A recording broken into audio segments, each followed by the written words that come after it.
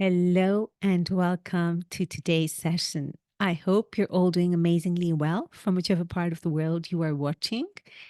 Now, I only have 3 more days for the Madrid Marathon, the final countdown. On Sunday 28th, I do this 42 kilometers.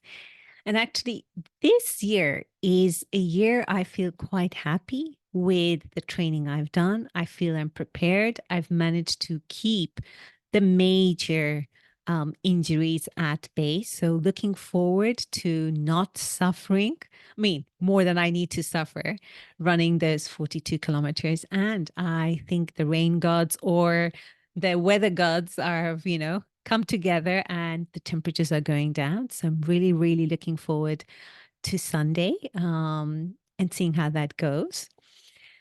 And today, what I wanted to talk about is feasibility studies.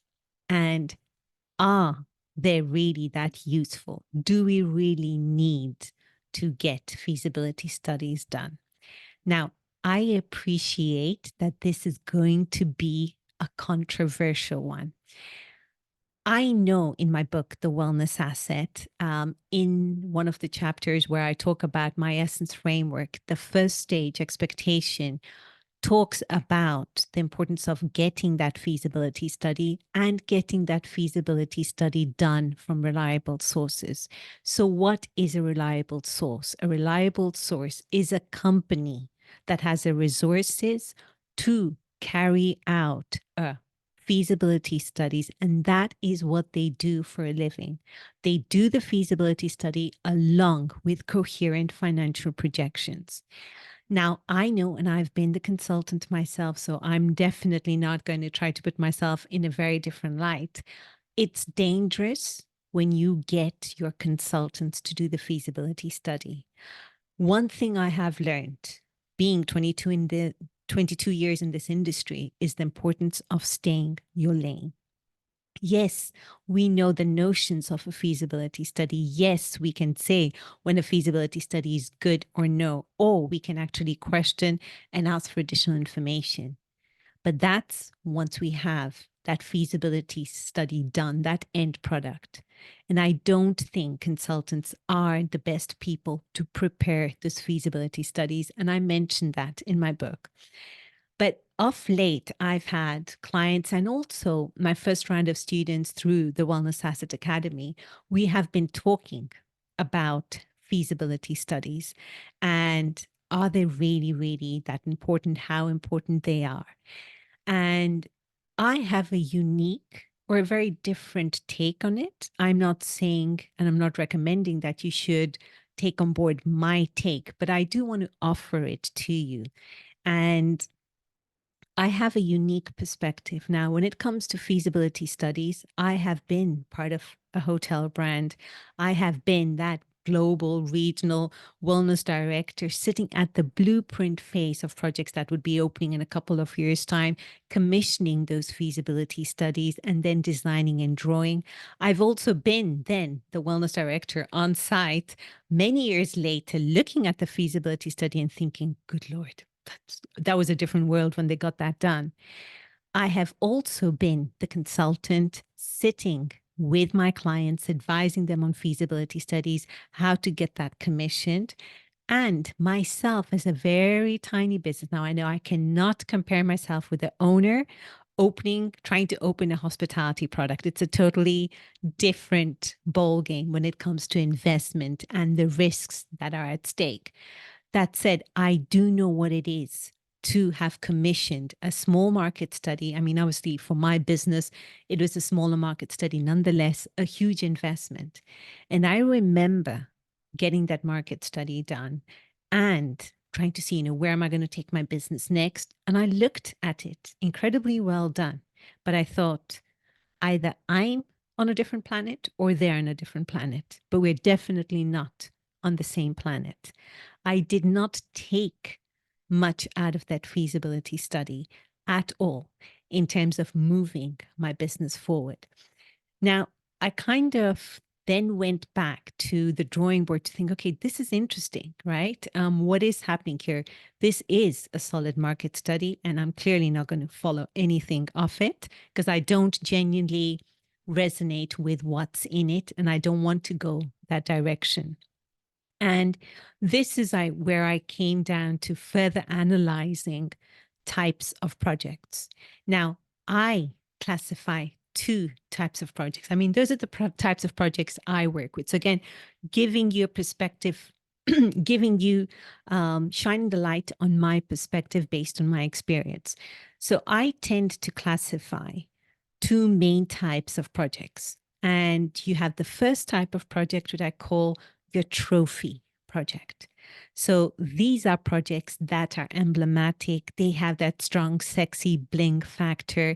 Every investor in town wants to be part of that emblematic property there. You know, it is that iconic property. It's a trophy to have within your portfolio of projects. Then at the other end, you have what I call the legacy properties. So now these legacy properties tend to have individual owners or a family run or people who have collected their wealth doing something different and now they want to reinvest it into a hospitality product. And their main goal isn't money. Now, I'm not saying money isn't important to them. That business does need to be commercially sustainable. But when it comes to legacy products, what tends to be the main motivating factor is the legacy that investor owner wants to create and leave behind for future generations. When it comes to the trophy, it doesn't mean that the investors don't care about the legacy they leave behind. But yes, the money is important. The return on investment they get is incredibly important. And what I want to clarify, having a trophy project or having a legacy project, it doesn't matter. There is no right or wrong. None is better or worse.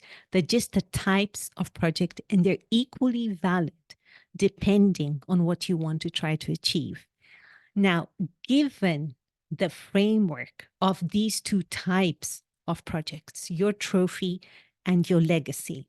So today, when I was preparing for today's session, I was like talking about when I do strongly recommend that feasibility study and a solid feasibility study, not just a standard run of the mill one, but a very solid targeted feasibility study really serves trophy projects. And the reason it serves is because the value of the asset, so the entire project centers around that trophy. The factor that makes it highly attractive, highly iconic. And there is a strong kind of trend associated with that trophy.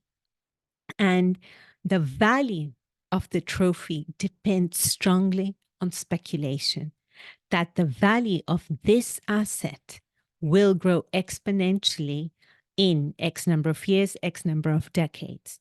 So when you're talking about speculation, you do want to make sure that whatever you're investing, you are, it makes sense for your portfolio of projects that you have. You want that unique blend of legacy, of trophy, and then probably the run of the mill kind of hospitality products there. That, in those cases of this trophy project, is when I think I think it is valuable to have that feasibility study and a very solid and well done feasibility study that understands the investor's motivations and also where that actual iconic property, that trophy is going to be headed. Now, when it comes to legacy projects, I think we're playing a completely different ball game, at least in my experience, just because of the highly personal nature that is involved with a legacy project. When someone is creating a legacy project, they're creating the legacy they want to leave behind. And it is in these legacy based projects where I have seen little value of feasibility studies. It's just like when I got my feasibility market study, I'm thinking, what? This doesn't work. And it doesn't mean the feasibility studies aren't useful or aren't valuable or it wouldn't serve the owner. But I'm just thinking, I have seen those circumstances where I directly tell these legacy project owners, you do not, and I will definitely not recommend a feasibility study. Now, legacy projects have as owners who are extremely visionary and are incredibly purpose driven. They're very clear where they want to go. And what they offer is not standards. It's unique, it's authentic, it's part of the vision. Now, there is no feasibility study out there that can match that. And now, obviously, 22 years in this industry, and I have seen those legacy projects at the infancy stages when I began my career. And I've seen where these legacy projects are today. The reason they have had success is because the owners really they went all in with their concept. They went all in with their idea. They went down that valley of despair, through that river of misery to then live the success they're living. Now, we might think that the success is overnight, but I can assure you it has definitely been a couple of decades of hard work and slog crafting that legacy.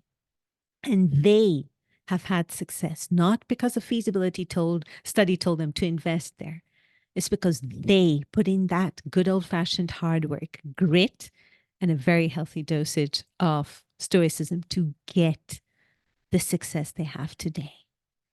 Now, if a feasibility study went and told them 20 years ago, you know what, your concept has absolutely no future, do you think these visionaries would have said, no, then I'm definitely not going to be doing this?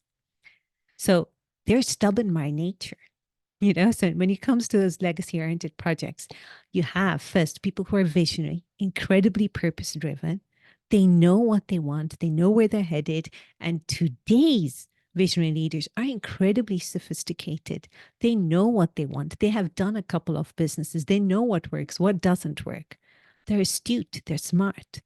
They don't need a feasibility study to tell them that the idea will or will not work. They do know what kind of effort is required to make a business success. And secondly, hand in hand with being that visionary, with being bold enough to create and craft your legacy, comes this dosage of stubbornness, so to speak, where you're going to do what you want to do. I have seen owners, there is no way I could tell them, do something else. Even if in my own mind, I'll be thinking, wow, that is a huge risk.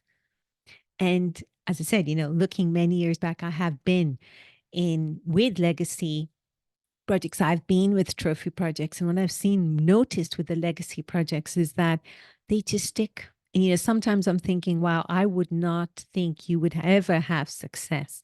And looking at where they are today, sure, they've had to they've had to pivot around, they've had to, well, not necessarily pivot, but they've had to iterate. But any project needs iteration. And they're the huge success they are today. You can see it, hospitality, wellness. There's several examples that I don't need to give forward.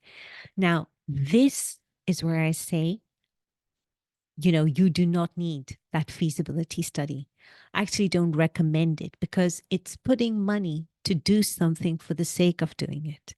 And if someone is not even going to follow it, you might as well invest that 20, 30K elsewhere where the owner will actually do something about it. Now, there is one caveat when it comes to feasibility studies of legacy oriented projects, and that is when the owners need funding. When you need external funding, I strongly recommend a solid and targeted feasibility study in those cases. And the reason I asked for solid and actually quite targeted feasibility studies is that these owners aren't looking for funding for the sake of getting funding. They're selective in who they get in as co-investors. So how that feasibility study is prepared will actually be a very strong factor in attracting the right kind of profile of investors that you want in your project. Because as I mentioned earlier on, legacy oriented project owners are very clear about the vision. They know where they're going to go, and they don't want investors to come in and change their direction. That they have very clear. So those are the cases where I do recommend a feasibility study. And again, I recommend not a run of the mill feasibility study. When we're talking about today's hospitality projects, we're talking about projects that include well-being, that include regenerative tourism, that include such a wide gamut of subsectors that you can't have the run-of-the-mill, here's the travel industry, here's the tourism industry, these are the new kind of standard hotels that we're seeing in town. That needs far more work. And this is where you need to get and actually send very detailed instructions to guide and shepherd that feasibility study to be done in a way so that the end product that you have in terms of the study is solid enough to attract the type of investor you want to co-invest with you. So today what I wanted to do is just jump on here and talk about the subject of feasibility studies. It has been something that has come up a fair amount for me recently. And I said that particularly when I've been taking my students through the Wellness Asset Academy and they're creating their wellness concepts and their wellness assets. And clearly, one key part at the beginning is, how do I know that I have a winning asset? How do I know that that is that asset? And you want to have that intimacy when it comes to your ideal guest. And there is when I strongly recommend get clear what kind of project you are. Is it legacy oriented or is it trophy oriented? Is it that legacy or trophy? There is no good or bad, better or worse. It is. And depending on it being a trophy or it being a legacy that needs external funding, then is when you would get that feasibility study, and not any old feasibility study, a feasibility study that is incredibly targeted. And there are circumstances where having that feasibility study is really not going to add value because the owner of the legacy oriented project is going to do what they want to do, come what may. And they do get success in the end because the key to success is precisely their vision and their grit and their hard work to go through the valley of despair into that river of misery and get out the other way. So I hope you found that useful, my 2 cents worth on feasibility studies. I'd also like to know what those of you watching this, what has been your experience with feasibility studies? And I'd also be interested to know what is your take? I mean, how useful do you find them? Do you agree with my perspective? And as I said, there's currently no playbook out there. The beauty of the last few years is that what was relevant, pre-pandemic now no longer is. So I'd like to know what your kind of perspective has been, what your experience has been when it has come to feasibility studies. Wishing you all a beautiful and wonderful day ahead. Take care. Bye.